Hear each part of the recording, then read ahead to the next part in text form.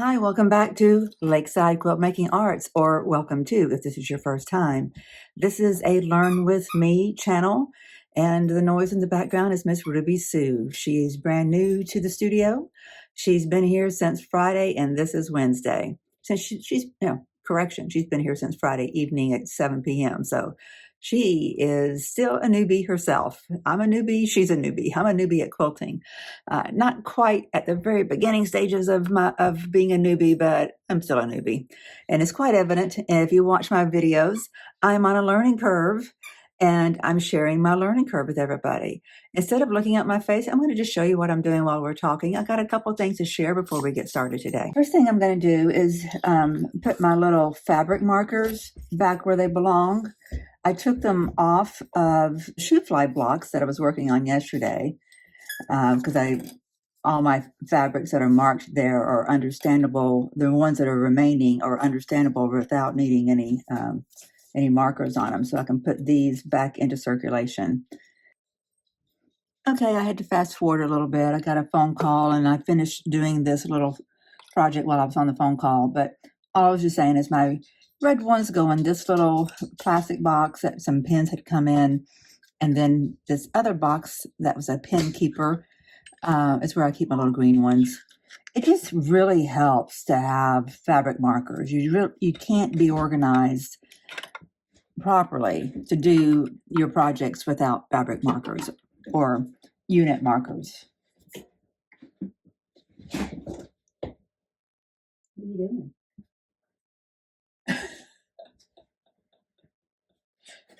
That's mine. Behave. Okay, so while I'm explaining what I really wanted to talk about, I'm going to be putting holes in my manual for the brother. I guess I could, for your benefit, could turn that right side up, couldn't I? So I went online and I found the manual for this specific machine so I can learn some things. I want to be able to program it so that when I turn it on, it goes to a 1.8 stitch, and I just want to learn about it. And I don't want to, I downloaded the PDF onto my notes, but it's just easier for me to reference things to reference things in print. So I'm just going to get this hole punched and then turned into a document that I keep nearby. While I have this machine, and this still is not what I wanted to talk about, we'll get to it very quickly, but while I have this machine and that my friend is loaning to me, I want to utilize this opportunity to learn all I can about the machine so that as I'm experiencing it, I can say, well, I know I will need that, or I don't like that, or I need more of this, that kind of thing, So, man, while I was upstairs getting this off the printer, I should have brought down a 3-ring binder. I did not. So what I wanted to talk about is Kimberly Jolly's video this morning. It was very helpful. If you haven't seen Kimberly Jolly's video about the Piece and Quilt Sampler and how she's organizing herself, you're missing out. You need to go take a look. I'm going to link it in the description of this video. And it really speaks to something that I was talking about yesterday. Let me put these last holes in here. I think that's too much. And then I'll get on camera to tell you.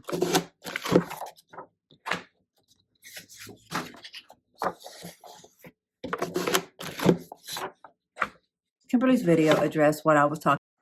Hey, this is Editing Dawn here. If you're here for action and less talking, just scrub through to timestamp 1555. And about yesterday, kind of expanding the mind cognitively, how you're approaching your quilt making, how you're planning it, how what your approach is to how you get things done is more complex than it appears on the surface to, someone who doesn't know how to quilt or has no interest in quilting. So what she was doing, she cut out every block for the entirety of the quilt. And I think she said, I forget, you had to go watch her. It was 6.5 or 7.5 hours, something along those lines. that's a lot of just, that's a lot of standing in one spot and looking over. I can't do that. I've shared with you guys before, my neck and my head are fused together. So any movement that I do comes from right here above the shoulder. And so any of this, and so there's no chin tucking or whatever. So all of this works as one unit. And so as I'm looking over, my muscles weaken really quickly because they're trying to hold up all this. And all that weight is being put on just two levels right here at the top of the body. And those are unstable. The ligaments for those units are very unstable. So I can't just spend 6 or 7 hours looking over. So the most I can do is just do a block at a time, like get everything cut for a month at a time, maybe spread that cutting activity out over a period of time. But I can't just dedicate a day or half a day to cutting. I kind of did it on the log cabin, and it was a bit much, but on this, like I was saying yesterday, I think it was a little sloppy because I stacked, because there's so much regularity in your pieces for a log cabin. I stacked, I think, 6, 7, and every once in a while 8 layers at a time. Well, then you get some sloppiness in your and how things are cut. Like some of those that have a little bit of direction to them, they're not exactly cut on the grain. I'd have probably circumvented that if I'd been more thoughtful about how I stacked my fabrics. So there are maybe workarounds behind that. But it is possible to get sloppy when you're doing things in mass quantity. Like especially cutting in large stacks like that. I would worry if that I'm too new to quilt making to approach things like Kimberly. Clearly, she and others like her that have decades of experience, they've they've had all the oopses, they've had all the mistakes, and they can foresee them and they know how to work around them. They're not even having to think about them. It's muscle memory to know how to not have those mistakes. So I kind of would be afraid that I would like cut an entire series of blocks to the wrong size or something. Like I kind of like doing things as I'm going. It is much slower. But since I'm in the process of learning, I think there's a greater benefit right now to doing that. But at the same time, in parallel to taking this more, um, focused learning kind of activity to my quilt making, in parallel to that, I need to also be trying to expand the brain and allow the brain to think more complexly on my projects. And that's why I am kind of taxing myself to do multiple. That's one of the reasons why I am embracing what I'm doing by doing multiple pieces at a time. Doing a leader ender project while you're quilting up or while you're stitching up something is generally kind of seen as good use of your time. But that leader ender project is generally super simple. What I'm doing is maybe not quite as super simple as the log cabins are. That is certainly, and the Shoofly is certainly fairly simple, but especially since I've got everything cut out. So both of those, it was easy to cut everything out for all the blocks I would need for the month of April. Can't believe we're in April and April's almost gone. It's unbelievable to me. I feel like we're in March. These two projects, you can see that one is the Shoofly and that's the log cabin. That it was pretty easy to get those set up and they work well as a leader ender. Now incorporating the fan blades from Pick A Petal, not so much, just because it's adding another element. So that's been allowing my brain to think more complexly because I'm not just doing log cabin and in that mindset, I'm having to think about Shooflies at the same time and fan blades at the same time and freezer paper and foundation paper piecing. And so I'm not allowing myself to just get tunnel vision into just doing one thing because I know me. As soon as I do that, then the thing that it was a fresh thing that I just learned, it gets data dumped. I'm trying to keep all these things I'm learning active in my head because they're not well ingrained in me. But what Kimberly's doing is right the opposite of that. So she's cutting out everything for the quilt, and she's using her design boards, and each block goes on its own design board, and then she stacks it up in this stack of design boards. This is the Piece and Quilt Sampler. Now that she's got it all cut up and it's on that stack of design boards, and I don't think she has some of the setting, like the sashing or borders or something she didn't get done. You can, again, go watch her to learn all of those details. I'm just kind of analyzing what I'm applying from what I watched. I'm not trying to be I'm not trying to be a journalist. I'm not trying to repeat exactly what she said. So now that she's got this stack, she can just take that and set it by the machine and just sit there and sew. And she's going to do all of her flying geese for any block that has a flying geese, do all the flying geese all at once. Any block that's got any half square triangles, just do all the half square triangles at one time. And so she's creating all of her units in groups. So she's creating all of her units at one time, all the flying geese, all the half square triangles, all the quarter square triangles, all the whatever unit type exists inside the quilt. And then she, on another sewing session, she'll sit down and she'll combine all of her units. And so the quilt just comes together. But there's so much work that's been done whenever you've already colored, then you've got your pattern, then you just cut. Then you just create design boards full of raw material, if you will. And then you just sit down and you stitch it together. And then you just build on that. The next sewing session, you just connect those blocks together, and then you connect those next set of units together. You connect those sets of units until you're creating a block. Just like building a house, you got to have a foundation, and then you add one thing after another. It makes perfectly good sense. Like I said, I can't just sit and cut for a period of time. Can't dangle my head like that. Not going to happen. I shouldn't try. What strength I have left in this area, I need to maintain. I can't have any more surgeries. And I'm allergic to the hardware. So I've got to protect what I have. And all of us should. So if you have any weakness too, when you're dangling this big bowling ball over while you're sewing or cutting, pay attention. I'm just telling you, pay attention to those signals. It can lead to some unpleasant things. Pay attention to your body at all times. Any type of activity that is done repetitively over a period of time, held and maintained for an extensive period of time. Now, not everybody has weak muscles or weak ligaments, and some of you are probably just shaking your head, what on earth is she talking about? But having weak ligaments is not an uncommon thing. The severity of how weak our ligaments are is something that is a variable. But if you're able to do what Kimberly's doing, or if you have any of the gadgets that cut for you, go for it. That really makes a lot of sense. So how can I achieve Kimberly Jolly status as far as, knowledge base? And I'm just using her arbitrarily as a marker because we all know her and we know that her expertise is just awesome. Her skill set is awesome. And she's got a channel, so we all get to see that.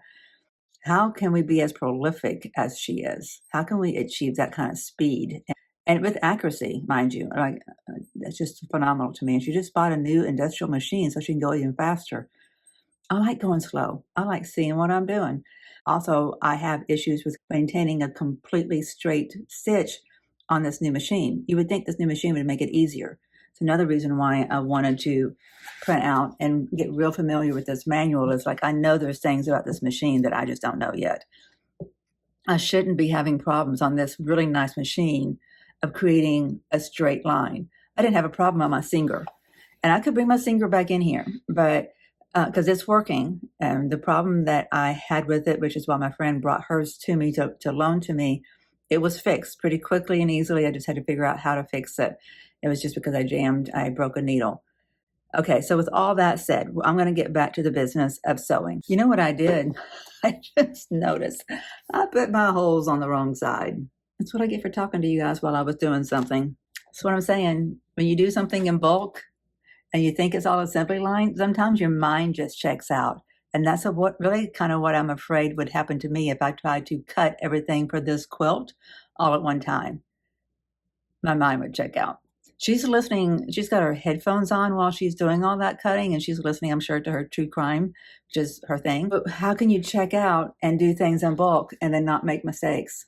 I'm going to go ahead and put holes on the other side and then sit down, work on the log cabin and the Shoofly. And of course, Blockheads 5, Group 2, Block 17 is all ready to piece together. So I'll probably slide that one in on this operation too. Stay tuned. We'll see what I get done. Okay, with all that said about not wanting to spend a lot of time cutting because it's, bad for our bodies, I'm going to sit here and cut a little bit.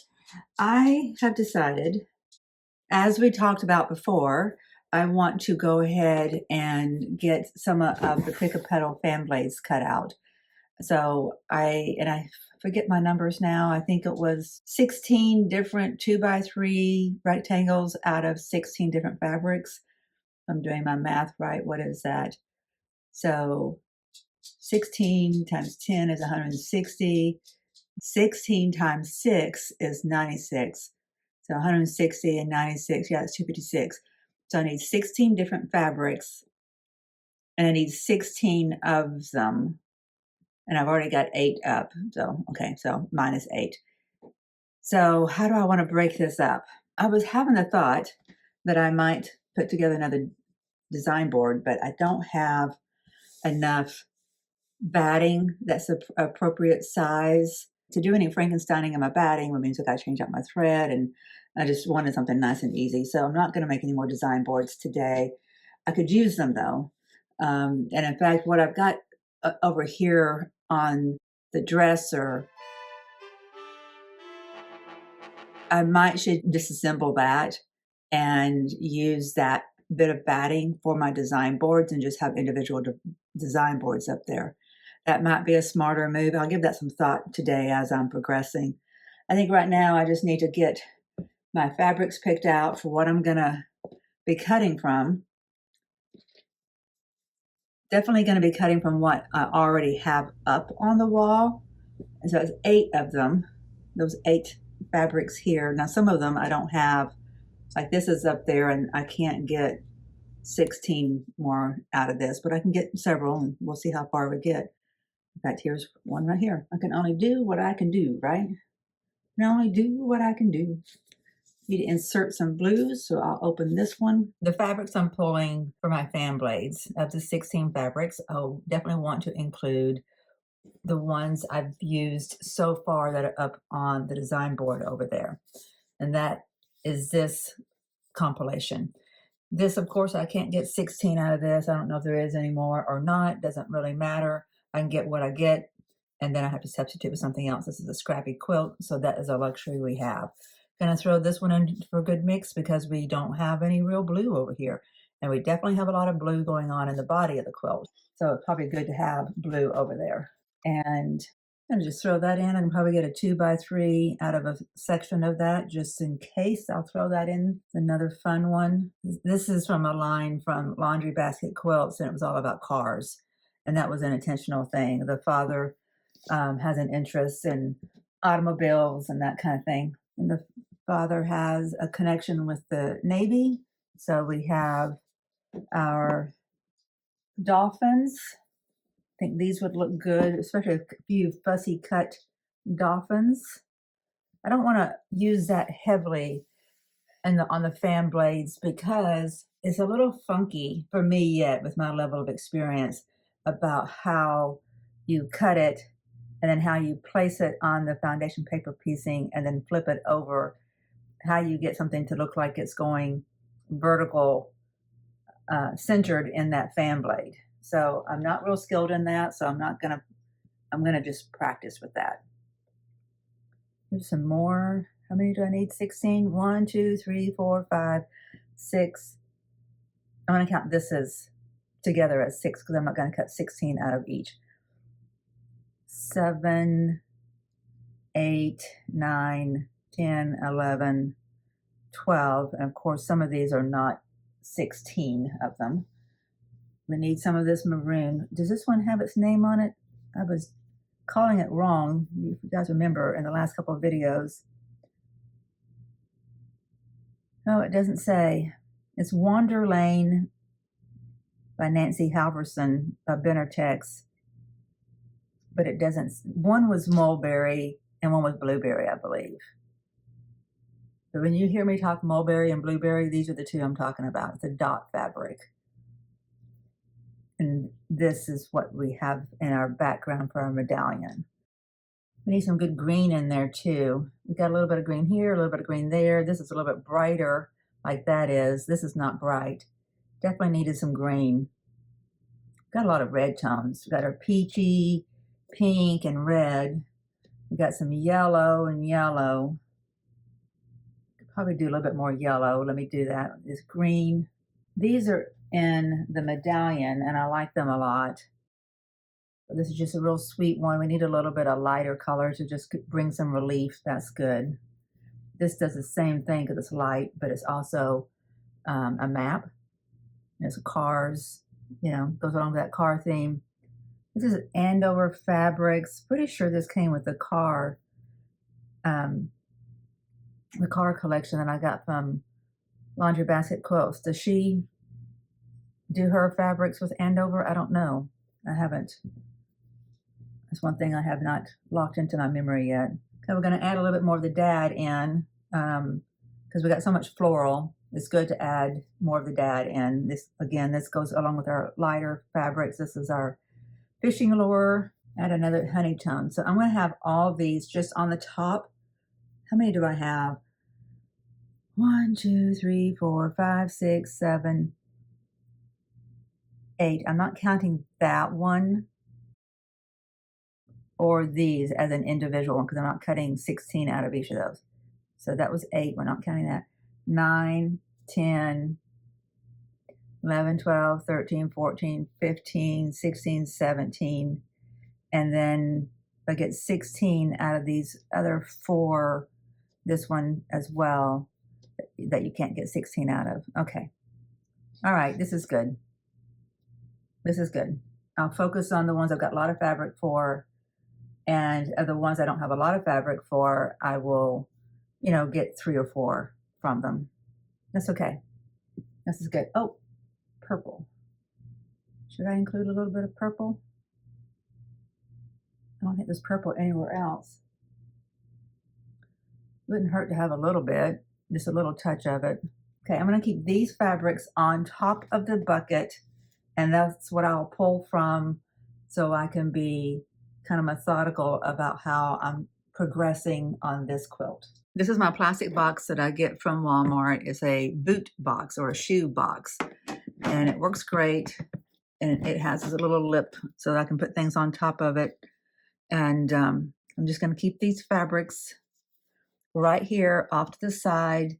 I talked to you yesterday about having stations while you're working on multiple projects. And this for a little bit here will be my station to work on cutting out the fan blades. You know, to do a set at a time. I may get these done. I could just do a fussy cut of these and experiment and have them ready to experiment. I may want to get a little bit more experience under my belt before I experiment with them. I have a case in point. See this 3-inch square, which is supposed to be a 2x3. When we do things in mass, if our brain is skipping a beat for a second and we all of a sudden start thinking we're doing 3x3s instead of 2x3s, and we do that in mass, then we have a mass error too. This is my fear with getting to the point where I could do anything like what Kimberly Jolly was demonstrating beautifully in her video this morning. As a newbie, we can make mistakes really easily, more easily than the experienced person. The experienced person is definitely out there making mistakes too. I mean, I even heard Kimberly mention, I think earlier this week, that the blockhead block that used foundation paper piecing, I remember her, she said something about it. I forget exactly how she put it, but not that it intimidated her or something, but like she had some negative emotions for that block. I don't remember what it was. So go and watch her to learn. I don't want to put words in her mouth. I don't know exactly what her problem was, but she had some kind of hiccup with it, some kind of disconnect with it. So all the experts out there, no matter how experienced they are, they're making mistakes too. But as newbies, we can make mistakes a lot easier, I think. So it's probably best that I, along with my neck issues, that I don't strive to cutting out an entire quilt all at once not when it's going to take 6 or 7 hours to do it. So what I'm doing today, I'm cutting out just, a bunch of 2x3 squares. That's good. It's great. Do that, Dawn. Do it in segments. Break it down. Make progress a little bit at a time. One of my favorite things to say, evidently, is one step at a time, one day at a time. Move the needle. It all adds up.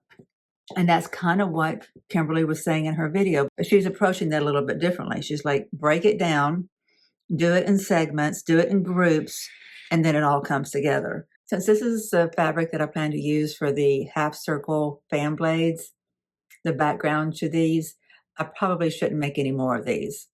I should have thought of that already, but since I cut them, I'm going to use them. But now not only have I cut 2x3s, 6 2x3s that probably shouldn't be included as fan blades, I don't want to consider them wasted. I may just set them aside. But because I made a mistake, because I was listening to something on YouTube at the same time, and, I have all these extra little pieces that I've cut off. I cut them as 3x3s. Doing things in mass being absent-minded, which I'm really good at. I've been that way my entire life. And it's not that I'm a ditz. It's just that I can do ditzy things. I am going to set these aside. I think I just love that fabric so much that I was drawn to cut on it first. But since I want to make headway on cutting out some fan blades, I am going to just pick another one and go after it and make a little bit of progress on this, get it on that design board, and I'm going to get back to the objective of the day. And the more I stare at that design board that I have up on that dresser, the more I'm pretty certain I need to just take that down and use that scrap piece of fabric to wrap some of these smaller boards, the foam core boards. I think that'll be good way to use that batting. I don't have to Frankenstein it.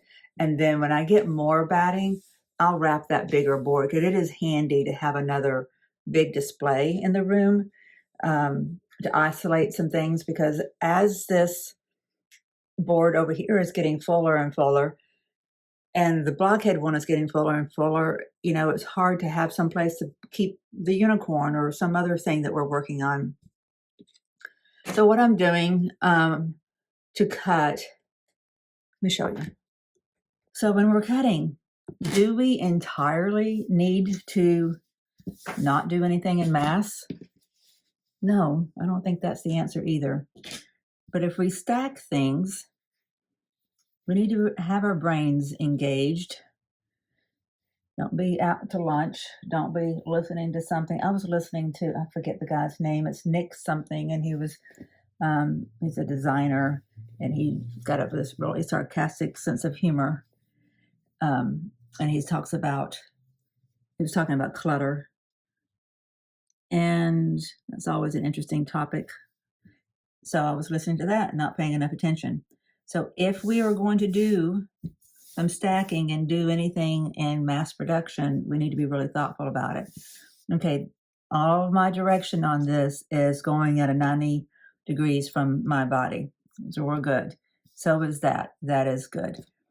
And I'm going to put that line right there is the bottom. I'm just going to that's the lowest level. Okay. And then what I'm going to do is I'm only going to cut out a 2x6. I'm going to use that's all I'm going to do at a time. And then I can subcut that into 2x3s. Should I maybe do it a little bit differently? Maybe. But this is what's coming to mind right now. And this is what I'm going to do. Okay, I'm overlapping that a little bit. This is lined up. I need it to be just big enough of an area to manipulate my ruler for a 2x. 2x6. We probably don't need to add blue into this since we don't need that blueberry dot either. So I'm going to take out this one that we were adding in. Since these are already in there, I just kind of want to introduce something fresh. Let's start with one of these. Okay, so what do I have? 4. Get another green. Don't want sloppiness just because I'm trying to look for efficiency. That one went uphill a little bit, so my lowest point is now actually like right there. Keeping that. Okay. I'm just going to call it good with that. It's a 2x6. Since I'm going through more layers, I'm going to use my bigger blade.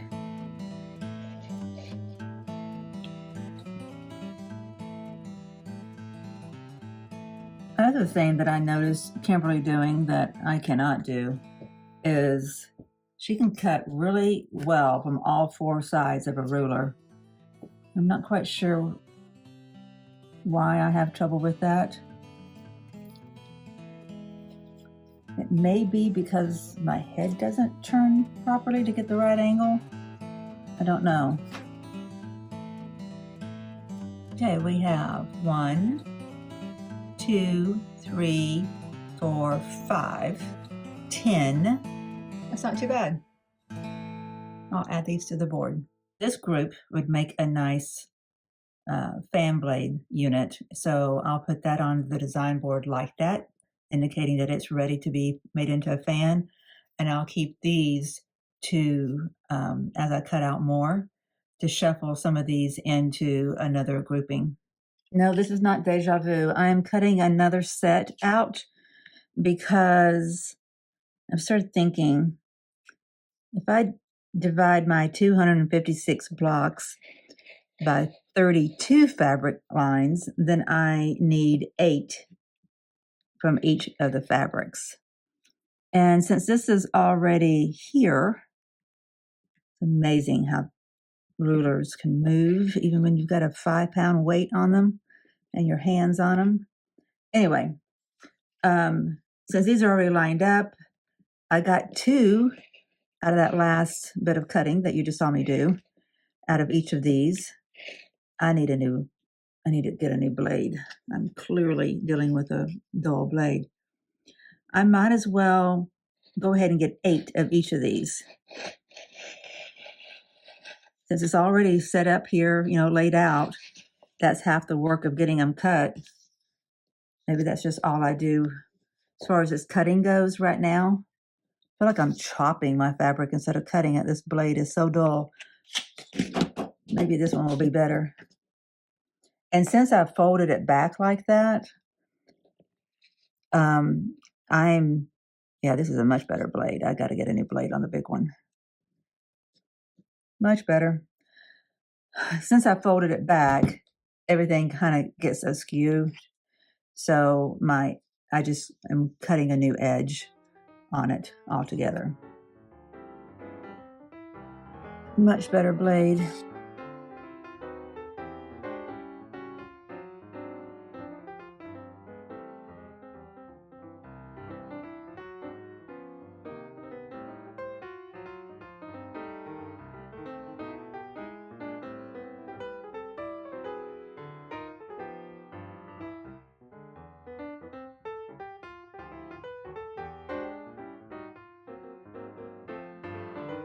Okay, I fussy cut 2 of these.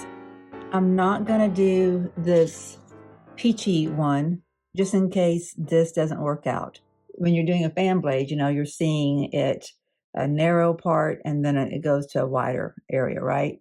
And then when you're doing foundation paper piecing, you're trying to figure out when you can't see your image because you're putting your paper over it, what is going to line up with what. So it gets tricky. But how cool would it be to have these guys, in some of the fans? So fussy cut 2, we'll experiment with these at some point. I'm going to put these on the design wall. Okay, I have 37 rectangles cut this morning, which is great. That was a nice little diversion in my day. I moved the needle on the Pick A Petals half circle fan blades. That's great. And I have 8 of, previously I have used 8 rectangles and made the 2 halves of my half circle. So that's good. A little bit of progress. So before I sat down to the machine to sew up my Shooflies, my log cabin, and my blockhead, those should go together fairly smoothly because they're all prepped and ready. I hope I can get those moved through the machine and start on some others because, like we've talked about, I need to make some more Shoofly yet, and I need to make some more log cabins. And if I've got any wind in my sails at that point, then I'm going to keep on pushing and add in some more Shoofly and some more log cabins because I want to see considerably more progress. Today is the 30th of April. Tomorrow is May 1st. You're seeing this on May 1st, but for me, I'm on the last day of April. So I'd like to enter into May with last week's blockhead done, because we get a new one tomorrow, with a lot further on my log cabins. I have how many up? 5, and I'm working on 2 at the machine. So that's a little bit more respectable. And my Shoofly, I have, how many? Oh yeah, I have 5 on the design board and I have 2 more in the works. So progress, but I have a ways to go considering it's the end of the month. Before I sit down at the machine to work on piecing together everything, I'm going to disassemble the design board that's on that shift robe, and I'm going to take that batting that's on it, take it off, and put it on. I'm going to subdivide this into 2. I wonder if I could do 4. No, I'm going to divide this into 2, and they should be equal size to the ones I made yesterday. And I think that's going to serve me well to have some more design boards laying around. I really love the design boards, to be able to get things stacked together and buy your machine and be able to transport them and they stay organized. It's very helpful. Kimberly Jolly was demonstrating in her video to be logical and methodical about how you approach things, and then everything just adds up. These design boards, man, they're a key part of that. Going back to talking about the design, having the workstations for each of the different projects, these are the ones that I've cut from today, this section right here. So I'm going to set them aside. Hang on, let me get rid of this board. It's in my hands. I'm going to set them aside so they don't get confused with anything else. I'm going to set them, because I don't want to spread it too far away from my stash, which is inside this box, this plastic box. So I'm just going to set it over here, but I'm going to keep it all right here until I get all 256 of them cut. And of course, we're not using this. We've decided we're not using any blues inside our fan blades. So these can go off to the side as well. So these can go back on top, and this is what I pull from next time. And that's going to sit right here. I still have a working space. I'll show you. See, I still have a good working space. This is where I'm going to work on my design boards right now. Going to cut this in half, get it wrapped with the batting. I got to disassemble the one that's up there first.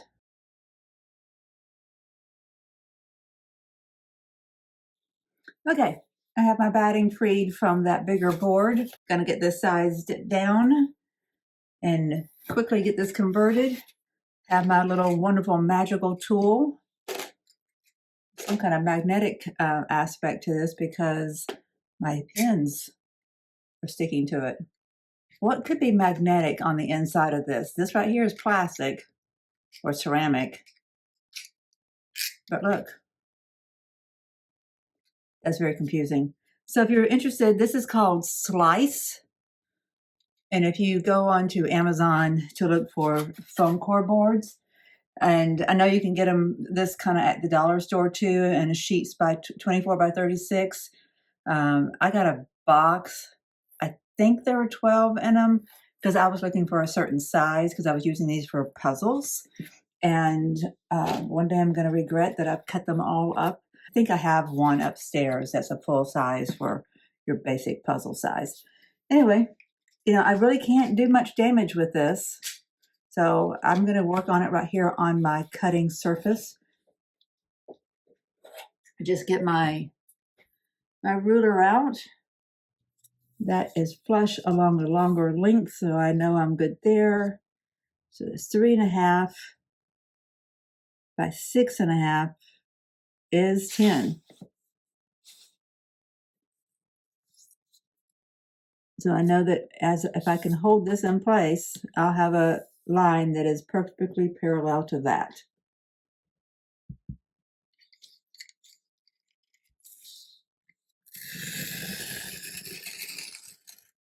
It is so easy. Perfection. I don't know why this cuts so beautifully.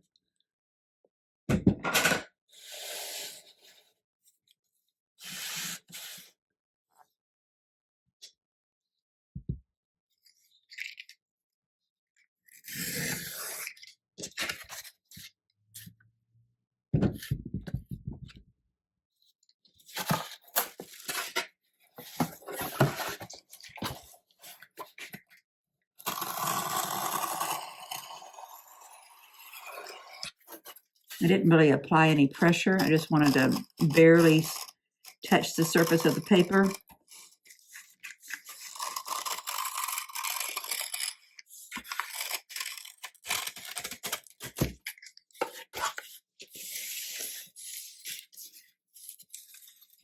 Do I want to make these smaller? I think I want to make at least one of them, cut one of them in half.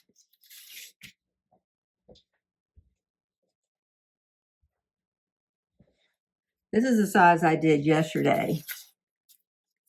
I must have cut it the opposite direction. Okay, so there's benefits to having them all uniform size. There's also a benefit of having smaller ones. I'm going to cut this one in half and leave that one that size. I promise we will be getting to the sewing, to the stitching. This is at 1.5. And then this would be 8. We've got this ruler at 1.5. This is 6.5 this way. This is 6.5, 7. That should be 8. See if that matches up with what my mat says. 1, 2, 3, 4, 5, 6, 7, 8. Good. I don't trust myself anymore, so I'd like to double check.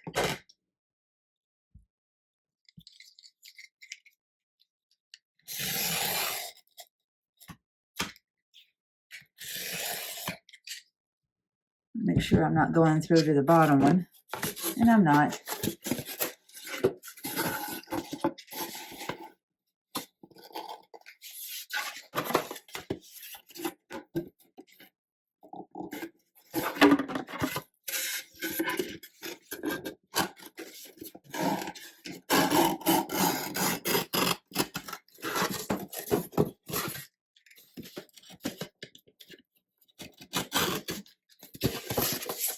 Okay.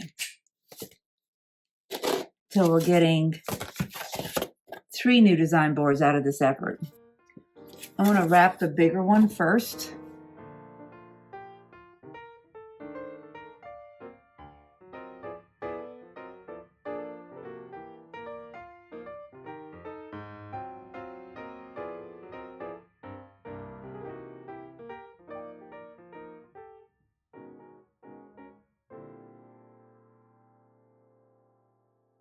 Okay, let's get down to the business of what we're here for today.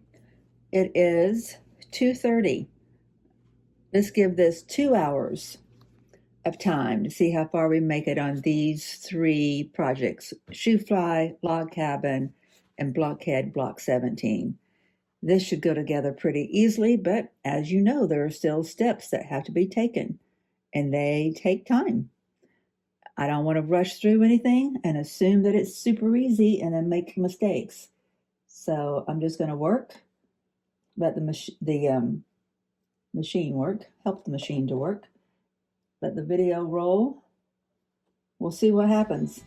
Here we go. I quite like how the quarter square triangles came together.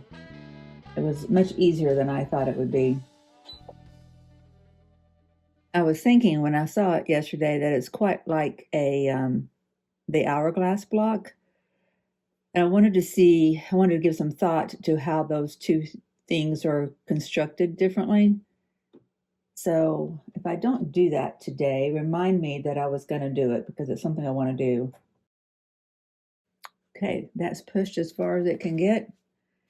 And then I had a conversation with Sherry in the comments about that very thing. And she was thinking that, to maybe think about the hourglass block. And I thought, how interesting that she and I both were thinking the same thing. And I didn't have any trouble with the quarter square triangle though. It went together fine. It made sense to me. And actually I was thinking, at least here's a block. I understand. We just never know. Sometimes the easy things are hard and the hard things are easy. Just kind of depends. This one Shoofly just needed its rows added together. This Shoofly needed its 2 right sides units added to the row mates so I can create the rows. Kind of excited about having 2 whole hours to just work on the projects I wanted to work on. Of course, I took time to work on the Pick A Petal and the Pick A Petal blades, and of course to make my design boards, but that was time well used.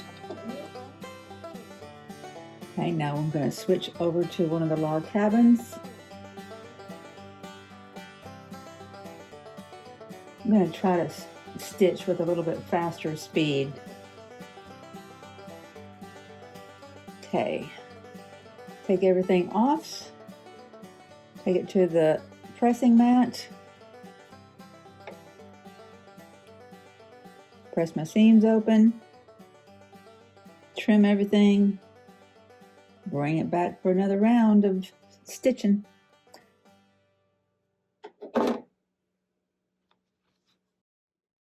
Okay, I'm back from the pressing mat and the trimming station.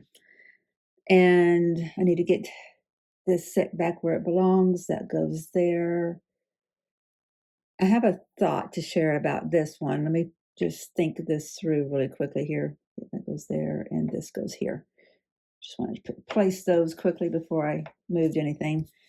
I'm not loving how there was a vertical line here. I don't know why it didn't bother me before now, because I've had this kind of, auditioned together. These two are different from this. And I knew that I was doing dark, dark, dark. And I wanted to be different from all the others. I wanted one to be completely different than all the others, at least because I'm going with Scrappy. I didn't want it to look too intentional. And I'm getting a vertical line. Over here, it's not as disturbing to me because this is different than this, which is different from this. All 3 are different. They may be all a dark value, but there's difference. And this, and this are all different. So you get just so much scrappiness. The only thing that's the same are these 2 are used on all 4 corners. But I think once I get them placed with the rest of them, I'm going to go ahead and piece this together. I'm still happy with this one. This one, just questioning, but I think it's not going to matter once I get it put with my, once I get it put with all the others. In the quilt, all of the Shoofly will frame a center star.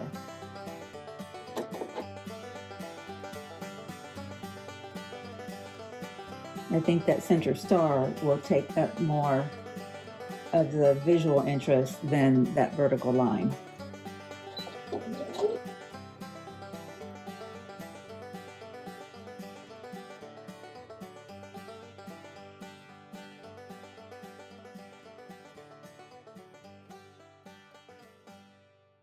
rinse and repeat. We stitch, we press, we trim, we stitch. Why do I feel like I'm missing something? Oh, these. Because I was missing.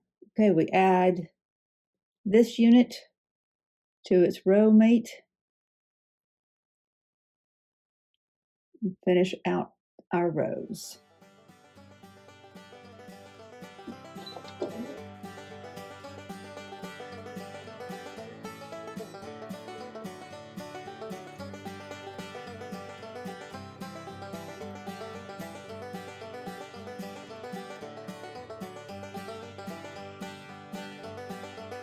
I'm gonna go ahead and take this one with me. Okay, we're 45 minutes in. Taking time to press and trim takes time. And especially if you're trying to be tedious, which I am, because I think especially on the smaller blocks and the type of blocks that these are, it matters. Matters on everything, but matters more on. So this one's finished. Yay. Yay, yay, yay. Now we have 6 finished Shooflies. This one, y'all probably caught it, but I put it on with the back side to the right side so it goes through again. Gotta get this one lined up and ready. Goes like this. This one gets added to this. That gets another row. Okay, let me finish this. So I'm definitely going to get these done and get started on some more. We'll see how far I get. Okay, it is right sides to right sides. Do your design boards have threads all over them, or is it just me? Because if I'm supposed to keep these neat, tell me.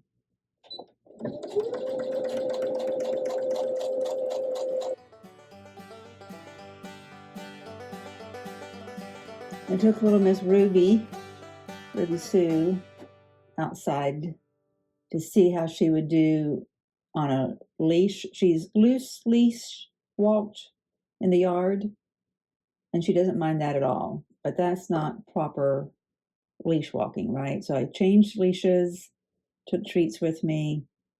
She did okay-ish until we got to new ground, which is on the street. Okay, so this is not going to be great. This is not going to be great. From here to here is smaller than from here to there. So I've got a little bit of gap that needs to be absorbed. So fortunately, that's the part that's going to go on the feed dog side, and we'll see how well it does. Maybe I need Caesar Milan to pay me a house visit. I came back to the studio after she and I had lunch. Well, I had lunch and she played and stuff. And she had brought all of her toys and put behind my seat here at the, well, 2 of them behind the seat and one where I stand at the pressing mat. So I'm not quite sure what that is in dog language, unless it's just say, hey, Mom, I know you're going to be in here and I want to share these with you. Or if it's just carpeted space that she wanted to use, I don't know. But I think it was pretty sweet.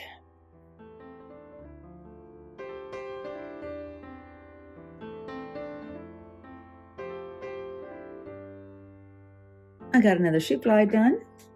And of course, the one that my point is a little bit off on would be where there's a lot of high contrast. All my other points look really good on all the other 6.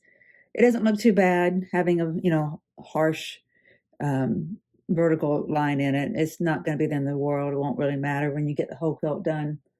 I don't think it's going to be a big deal. Also got the blockhead done. I forgot to record a little section there. I started in on another round of Shoofly. The blockhead is up on the wall. I can show you a picture of that. It looks good.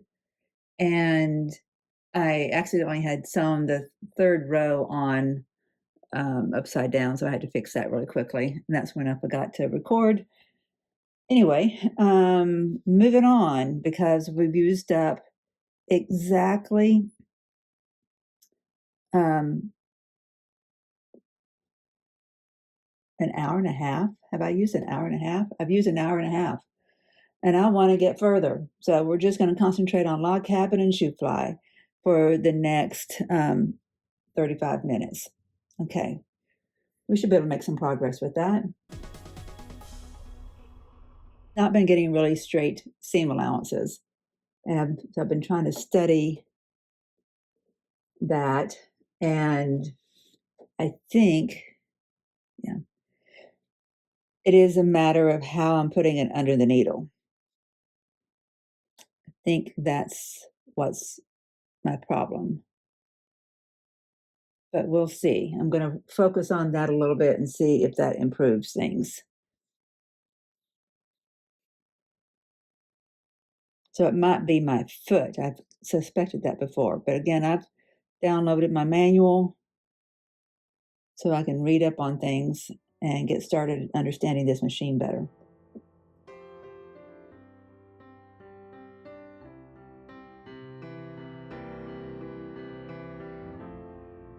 I'm going to go ahead and start another Shoofly.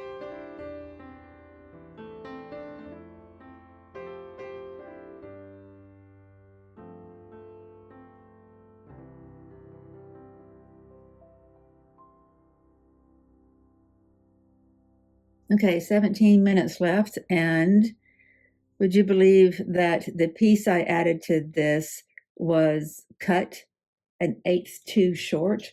So it was going to make the new edge, it's going to, well, I left it at the pressing mat, but let me just try to explain. So I had put it here and it was falling short like that much.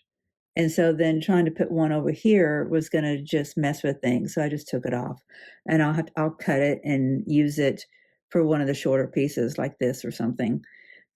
So I need to add another piece here. I got 17 minutes, and I bet you we can get a lot more done than what we think we can.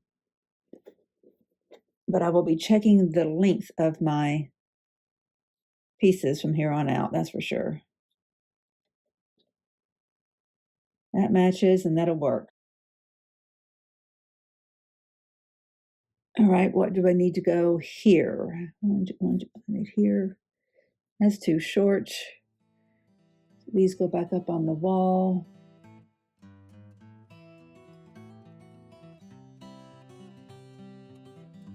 Make sure I'm adding to the right side. I just recounted my rows. It's not only long enough, it's a little bit too long, which is great. Squaring it up at the top.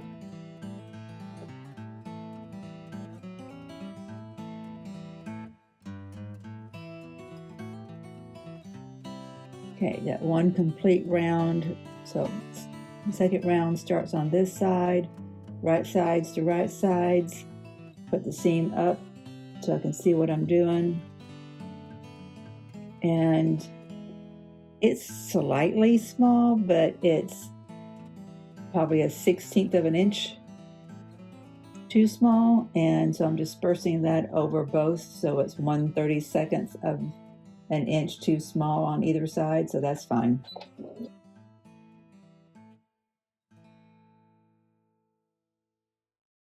Okay, so on our Shooflies, we want to make some Shoofly progress. I'm going to lay these out, see what I need to put with them. Let's put one of these in there.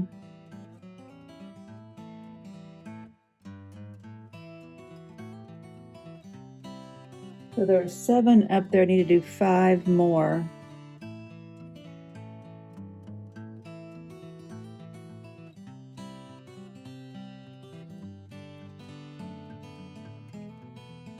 Got 5 minutes left. I'm gonna see how far I get in that 5 minutes, but I can tell you right now I'm going more than 5 minutes.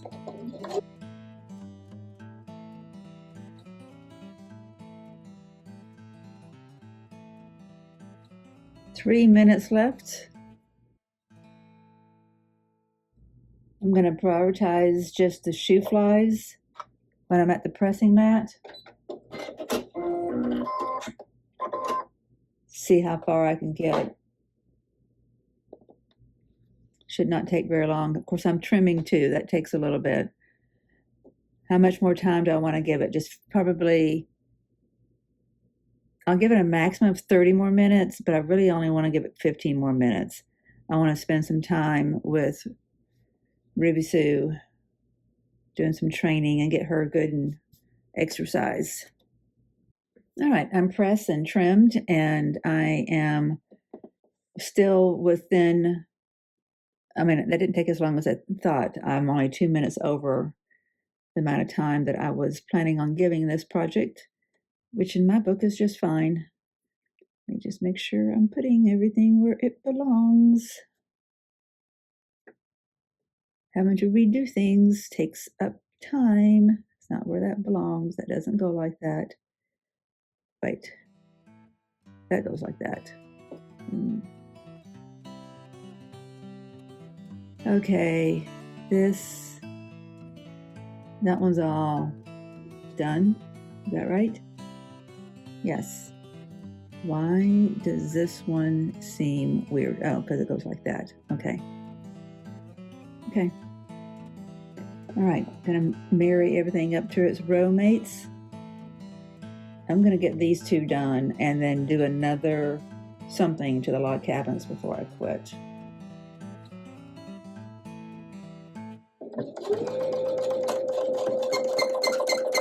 Why are we making noise?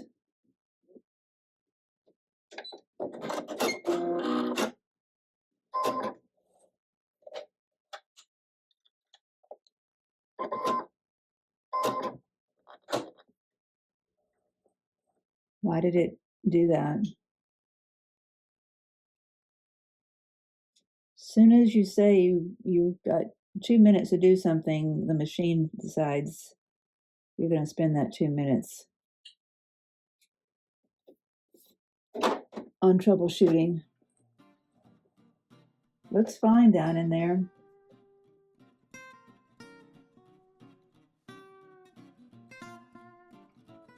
And I'm also, regarding my seam allowance consistency, looking at the 1/4 inch mark here and how that lines up on this foot, and this foot moves around.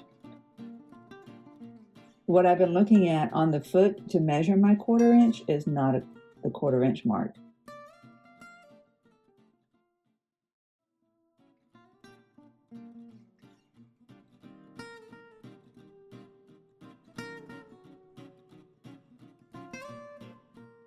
I'm only 7 minutes over. Press these, trim them, and then put the rows together, and I should have 2 more blocks really quickly. Gonna go ahead and take these over too. Okay, so my 15 minutes that I was gonna give myself are up, but like I said, I would max out at 30. And I've almost got these 2 shoe fly blocks done. So I'm gonna push through and finish them. Let me just figure out, is that what went there? I believe so. Black on the outside, blue on the inside. Yes. Okay. Get these rows together really quickly, and we will have 9 of these puppies. I do not like all the threads that are all over my design board. Get my lint roller out.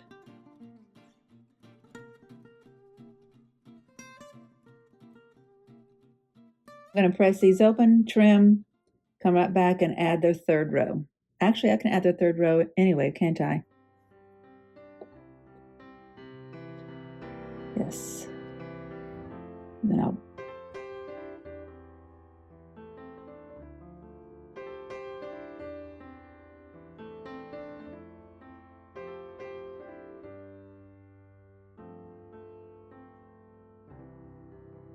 Okay, we officially have 9 shoe flies with these 2 being done. Fantastic. I'm going to go ahead and press and trim these last 2 rectangles that were put on the log cabins. See you in a second. Well, I got pretty far, considering I took a lot of time to work on Pick A Petal and the blockhead. I still got 9 shoe fly done, and I got these 2 log cabins to the point where they are. So I got 2 complete rounds. So this is 2/3 of the way done. This one is a little over a third of the way done because I got two runs on this side. I feel like this is going to be a really long video. While I have time to be in the studio, I'm intentionally not trying to make the videos short. So it doesn't bother me that they're long, except they take longer to edit. But that's okay, because there are going to be plenty of days when I have to spend most of the days in town and I have 30 minutes to make a video, you know, so it's okay, hopefully. All right, my friends, I hope your stitching is going well. Your design boards look prettier than mine. Mine have threads all over them. Do you have a trick for keeping them neat? Maybe it's because I don't use starch. I have a lot of threads. Don't know. I don't see this kind of mess on anybody else's work whenever I'm watching their YouTube channels. Is everybody just hiding it, or is it not happening because you're doing something I'm not doing? Share with me if you don't mind. Take care. See you soon. Bye. See you tomorrow, hopefully.